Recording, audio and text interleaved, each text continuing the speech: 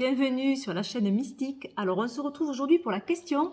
Donc j'ai ressorti ma petite boîte et on va ensemble répondre à une question. Donc un partage de pratique, hein. J'appelle ça comme ça. Alors qu'est-ce qu'on a aujourd'hui? Blocage avec un jeu, tu fais comment?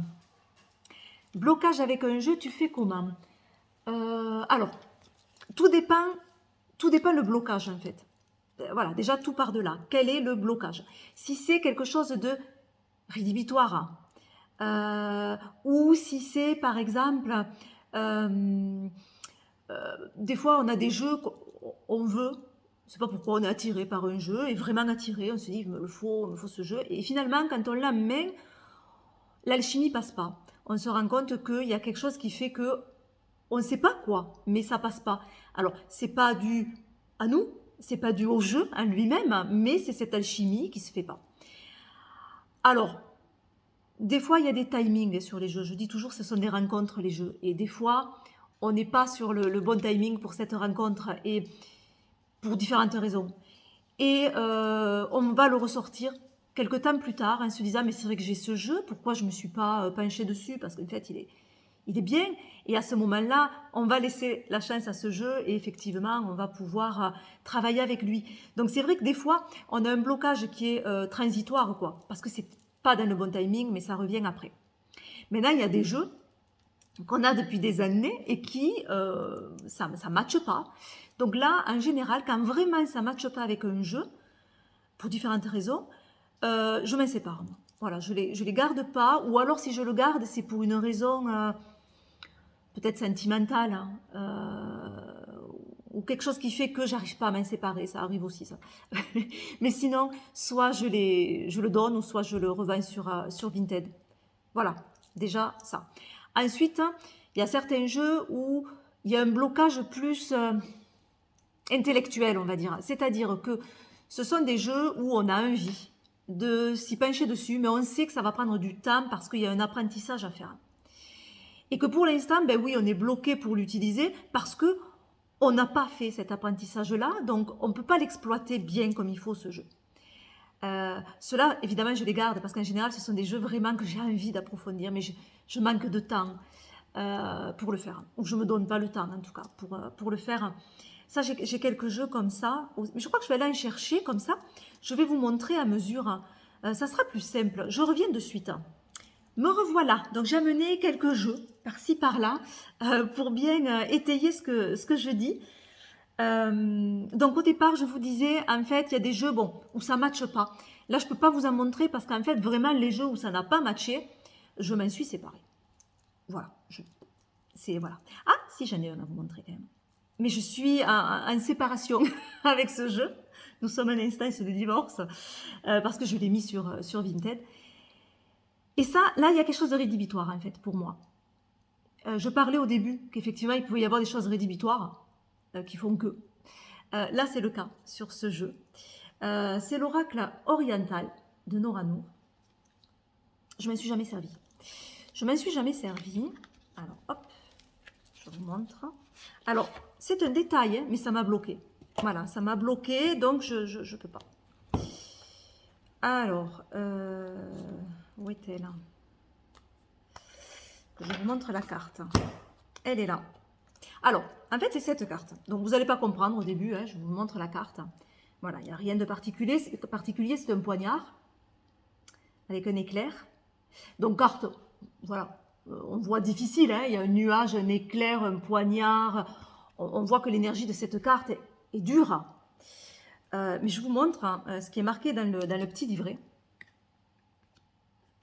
Et quand j'ai lu ça, j'ai refermé le jeu. Voilà. Alors, donc, je vous montre. On a instabilité, infidélité, homosexualité. Voilà. Voilà, je n'en dirai pas plus. Homosexualité, voilà. J'arrive pas du coup, parce que on va voir sur d'autres jeux, quand il y a des cartes qui me dérangent, quand ce sont des oracles, attention, il arrive que je mette la carte de côté et que je me serve quand même du jeu sans la carte qui me dérange. Ça arrive. Si ça ne déstructure pas le jeu, c'est-à-dire si c'est pas un jeu où vraiment il y a une structure particulière, voilà. Donc ça m'arrive. Mais même, j'ai pas pu, je peux pas. En fait, ça a créé réellement un blocage, cette phrase, qui fait que je pense que ce jeu ne me correspond pas, en fait, et pourra peut-être accompagner d'autres personnes. En tout cas, je le lui souhaite. Mais voilà, moi, blocage. Voilà. Ensuite, je parlais des jeux où, j'en étais là en fait, où en fait il y a un blocage intellectuel dans le sens où ben, ce sont des jeux où il faut prendre du temps, il faut l'étudier, il faut potasser pour vraiment pouvoir l'utiliser à sa pleine fonction du jeu. Donc ça, j'en ai deux en fait. Celui-là, je vous en ai déjà parlé, le grand jeu de Mademoiselle Lenormand. Ben, je ne me suis pas penchée sur ces... Et pourtant, ça ne me déplaît pas, ces jeux-là. À la fois, j'y suis attirée. À la fois, je me dis, ouais, je sais pas. Mais je suis quand même attirée par... toujours, de tout temps. Parce que je me dis aussi, je pourrais en faire à ma sauce et ma façon de faire également, pour pas le rendre vraiment que divinatoire et vraiment très divinatoire. Mais je suis sûre qu'on peut le travailler de tellement de façons, ce jeu, que rien que pour un bagage personnel aussi, j'ai envie de m'y pencher dessus, parce que j'adore ça, quoi. J'adore la mythologie, il y a de l'astrologie, il y a de tout dedans, il y a la cartomancie, la vraie cartomancie, entre guillemets, mais bon, rien à voir avec le petit Lenormand. Donc là, on a voilà, la cartomancie qu'on connaît, qui est bien adaptée, enfin, il y a plein de choses, c'est riche en fait, c'est riche, et c'est vrai que j'ai envie de m'y pencher dessus, et je me dis, on doit pouvoir faire après des choses qui sont incroyables avec ce jeu, mais là je sais qu'il me faut du temps pour réellement l'utiliser comme j'ai envie de l'utiliser après, quoi.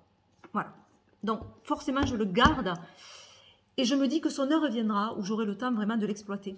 Pareil pour celui-là, où j'ai pas pris le temps, et je m'en veux, mais hors de question que je m'en sépare, c'est l'Oracle des harmoniques d'Angelo Loria, que j'adore ce jeu, voilà, qui est basé à la fois sur l'astrologie, à la fois sur la numérologie. On peut faire plein de choses. Voilà, il n'y a que des petits symboles sur les cartes, mais ça, j'adore. Hein. Voilà. Donc, mais je sais aussi qu'il faut que je prenne vraiment le temps pour l'exploiter, ce jeu. Et j'aimais bien la première version qu'il avait faite. Malheureusement, je ne l'ai pas. C'est pas la première, celle-là. Mais je crois que je préférais la première version où il y avait réellement que le symbole. Hein. J'aimais beaucoup. Bon, voilà. Ensuite, comme je vous disais, sur certains oracles, si des cartes me dérangent, je les enlève. Par exemple, l'oracle de la fille et du soleil. Dans ce jeu, ben voilà, elle est à part, donc c'est facile. Voilà. Flamme jumelle, ça ne me parle pas. Voilà, ça ne me parle pas. Moi, ces cartes-là, voilà, je vais pas, je vais pas détailler plus, mais voilà, à chacun, hein, mais non. Donc du coup, moi, flamme jumelle, voilà, ça me va du jeu. Et au moins, je peux utiliser toutes mes autres cartes voilà, plus sereinement. La tante, la petite fille, l'attirance, voilà, etc. La solitude. Ensuite, pareil pour les 77 que j'utilise pas mal, hein, j'ai pas mal utilisé. Ça fait un petit moment que je n'ai pas ressorti. Mais on voit hein, que la boîte a quand même morflé, donc signe d'usure. Mais il y a une carte que je ne mets jamais dans le jeu, c'est celle-ci. Voilà. Ça ne me parle pas. Après, c'est personnel, hein, mais moi, ça ne va pas me parler en tirage, en fait. Je vais réfléchir pourquoi le H, alors des mots avec le H, non. Et ça me bloque l'intuition, en fait. Donc, je l'enlève. Ce H ne fait pas partie du jeu, et ça fonctionne très bien ça, et je me régale de l'utiliser. Donc, voilà. Qu'est-ce que j'ai encore que j'enlève comme carte. Non, je crois que c'est tout ce que j'ai amené de jeu pour vous montrer les cartes que j'enlève, hein, que je me sépare. Hein. Donc ça, c'est bien quand c'est sur des oracles. Hein, voilà, sur des oracles, c'est plus facile. Maintenant, quand c'est sur un tarot ou un petit Lenormand, là, il y a une structure de jeu qui fait que ben, c'est compliqué, voire impossible même. C'est même pas compliqué, c'est impossible d'enlever une carte. Donc, soit on arrive à faire aller cette carte un peu ailleurs et ça peut nous parler peut-être différemment qu'un autre jeu, mais on arrive à trouver comment bidouiller quelque chose en fait avec cette carte qui peut déranger un petit peu, ou soit ça dérange trop et à ce moment-là je m'en sers pas. Voilà. Il y a un jeu comme ça où c'est celui-ci, Prisma Vision Tarot, que j'aime beaucoup. Alors je peux pas m'en séparer parce que sentimentalement, mais aussi esthétiquement, j'aime beaucoup ce jeu. Et j'aime bien le regarder de temps en temps. Très belle boîte. Hop. Voilà. Et on a de très belles cartes. Je vous montre vite fait. Bon, après, il est connu ce jeu. Mais on a vraiment, ouais, de très belles cartes. Alors, effectivement, il y a beaucoup de cartes qui sont différentes hein, par rapport à un rider. Hein, mais qui sont intéressantes. Où on peut trouver quand même des choses intéressantes sur les cartes. Par contre, il y en a une qui, voilà, je viens de la voir là et ça m'étouffe. En fait, je m'étouffe quand je vois cette carte, donc c'est pas possible, quoi. Je suis pas bien. C'est celle-ci, c'est le pendu. Le pendu qui en fait est un noyer. J'ai déjà énormément de mal avec la noyade, alors là, voilà. Alors c'est un noyer qui en plus se fait bouffer par des piranhas. C'est la double peine. Voilà, donc du coup, c'est violent quand même. Hein. Je la trouve très violente cette carte. Et je sais qu'en tirage, je peux pas. Je peux pas sortir une carte comme ça, c'est pas possible. Parce que je suis plus perdue par rapport, moi, à mes significations de mon petit pendu. Là, je suis un peu perdue. En fait, j'arrive pas à y coller la même chose, j'arrive pas... J'arrive pas, voilà. C'est trop dur pour moi, ça. Voilà, mais je ne m'en sépare pas parce que je l'aime beaucoup. Mais voilà, une carte, par exemple, d'un tarot qui peut me déranger. Après, j'amène un autre tarot où là, par contre, ça ne me dérange pas. Ah si, il y a celui-là aussi. Le mat tarot. J'aime beaucoup aussi celui-là. Alors celui-là, je le garde parce que je trouve... Lui aussi, en fait, il a vraiment son univers. Il ne va pas suivre le rider. On va partir sur des choses vraiment différentes. Mais sur certaines cartes, c'est très intéressant. J'adore là. Le magicien. J'adore ce magicien. Magnifique. On n'a pas l'habitude de le voir comme ça, ce magicien. Mais j'aime énormément. On a peut-être le pendu, là aussi. Pendu qui est très original aussi, avec cet épi de blé. Et on voit que dans l'épi de blé, il y a un fœtus, une préparation. Donc là, on a bien une attente. On a bien des choses où on peut se raccrocher, là. Comme pour le pendu. Et ça reste assez original. Donc là, ça ne me dérange pas outre mesure. Voilà. Mais on a des cartes qui sont quand même différentes de ceux qu'on a l'habitude de voir. Là, la tour du rider, finalement, est un volcan. Mais ça peut être intéressant aussi. Celle-là, voilà. Celle-là me dérange un petit peu plus, j'avoue. Voilà. C'est le diable. Donc, c'est un accouchement. Donc là, c'est vrai que... Alors, j'avais lu, hein, pourquoi, maintenant je ne me souviens plus exactement quelle était la vision de l'auteur par rapport à ça.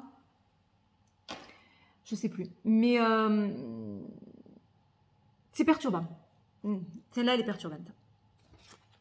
Mais pareil, ce jeu, je me régale de le sortir, de le regarder. Donc, le mat tarot. Du coup, non, je ne m'en sépare pas, ça c'est sûr.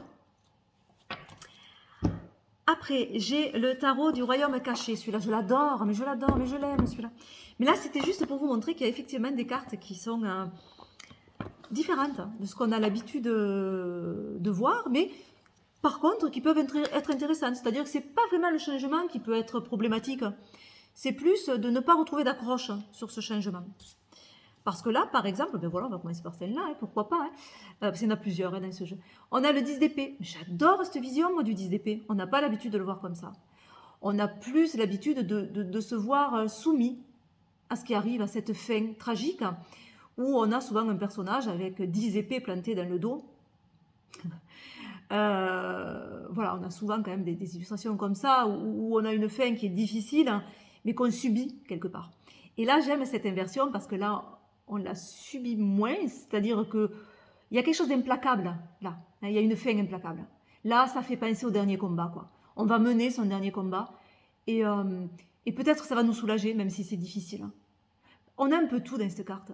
Cette détermination, ce soulagement qu'il va y avoir, ce lâcher-prise complet, voilà, l'énergie du désespoir presque, mais qui est très touchante finalement. Et j'aime énormément. Ah, celle-là.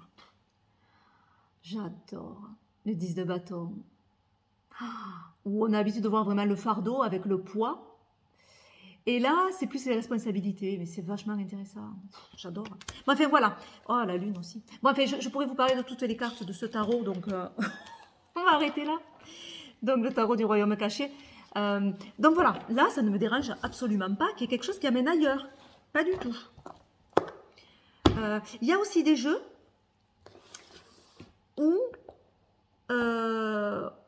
je vais aller à l'encontre de ce que dit en fait l'auteur.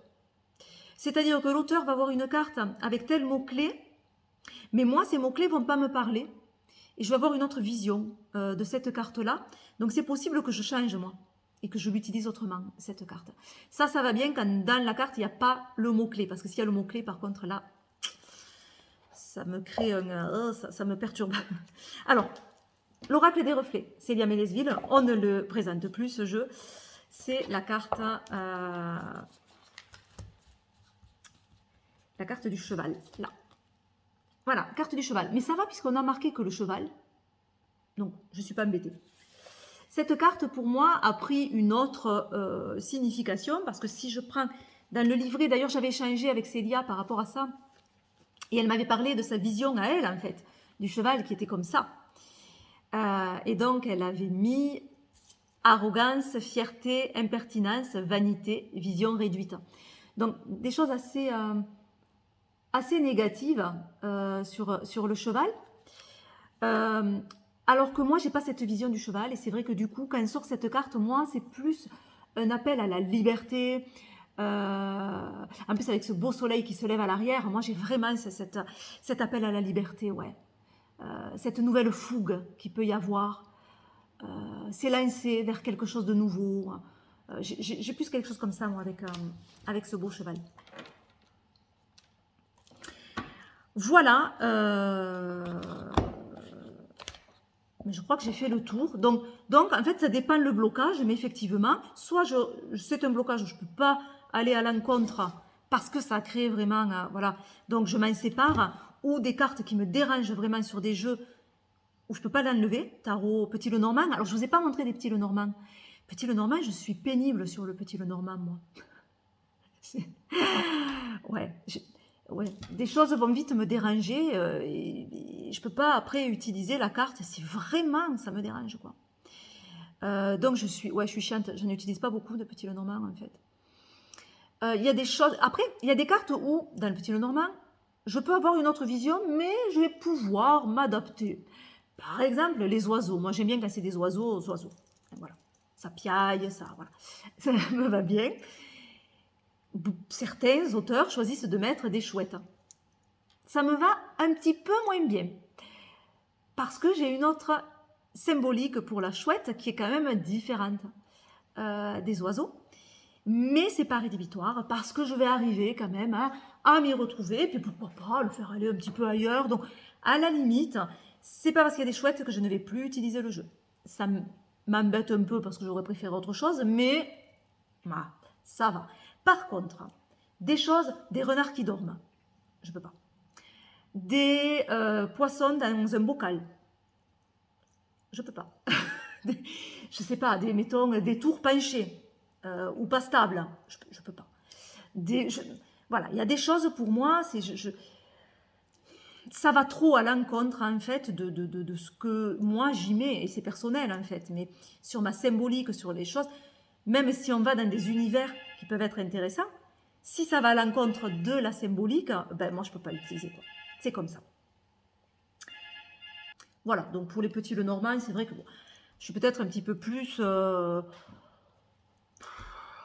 chiante. Mais les tarots aussi, si vraiment il y a quelque chose qui me dérange, bon, ça me dérange. Mais après, j'aime bien aussi, comme je vous ai montré, hein, certaines ouvertures aussi qui peuvent être intéressantes sur le tarot.